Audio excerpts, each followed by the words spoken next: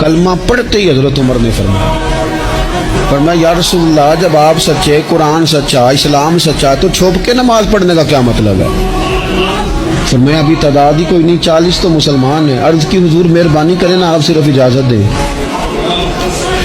20 لوگوں کی صفیں بنا دی گئیں، ایک صف کے آگے حضرت عمر ہیں، ایک صف کے آگے حضرت امیر حمزہ ہیں۔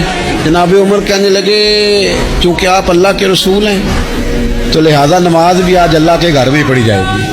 تو حضرت عمر بیت اللہ شریف کے بیچ کھڑے ہو کے نعرہ لگاتے ہیں، فرماتے ہیں میں عمر ہوں، تم مجھے بھی جانتے ہو، میرے باپ کو بھی جانتے ہو، تم میرا قبیلہ بھی جانتے ہو، میں نے پڑھ لیا ہے محبوب کا کلمہ۔